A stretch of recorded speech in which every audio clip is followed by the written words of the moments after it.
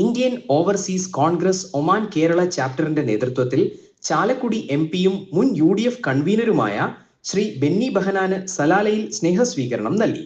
Salalah music ഹാളിൽ സംഘടിപ്പിച്ച സ്വീകരണ യോഗം വർക്കിംഗ് പ്രസിഡന്റ് അനീഷ് BVയുടെ സ്വാഗത പ്രഭാഷണത്തോടെ ആരംഭിച്ചു. പ്രസിഡന്റ് ഡോക്ടർ നിഷ്ഠാർ അധ്യക്ഷത വഹിച്ചു.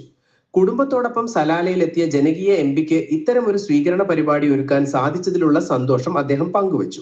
തുടർന്ന് സംസാരിച്ച ബെന്നി ബെഹനാൻ ആനുകാലിക ഇന്ത്യൻ രാഷ്ട്രീയ സാഹചര്യങ്ങളെക്കുറിച്ച് വിശദമായി സംസാരിച്ചു.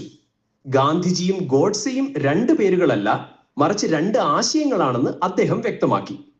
ഒന്ന് സത്യവും അഹിംസയും പ്രതിനിധീകരിക്കുന്നതും മറ്റേതിൽ വർഗീയതയും വിദ്വേഷവും അടങ്ങിയതുമാണെന്നും അദ്ദേഹം പറഞ്ഞു.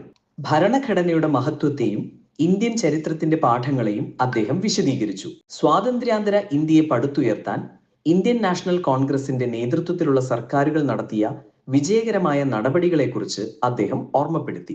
കേരളത്തിലെ അഴിമതിയും സ്വജന പക്ഷപാതവും നിറഞ്ഞ ഭരണത്തിനെതിരെ പ്രവാസികളുടെ പിന്തുണ ആവശ്യമാണെന്നും ബെന്നി ബെഹനാൻ അഭ്യർത്ഥിച്ചു.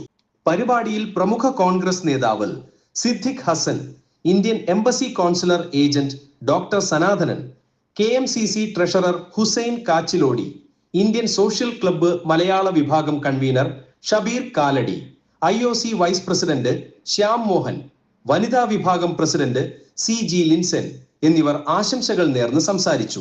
രക്ഷാധികാരികളായ ഡോക്ടർ അബൂബക്കർ സിദ്ദിഖും ബാലചന്ദ്രനും ചേർന്ന് IOCയുടെ സ്നേഹോപഹാരം ബെന്നി ബെഹനാന് കൈമാറി. ജോയിന്റ് ട്രഷറർ റിസാൻ മാസ്റ്റർ അവതാരകനായ സ്വീകരണ പരിപാടിയിൽ ട്രഷറർ ഷജിൽ കൃതജ്ഞത രേഖപ്പെടുത്തി സംസാരിച്ചു.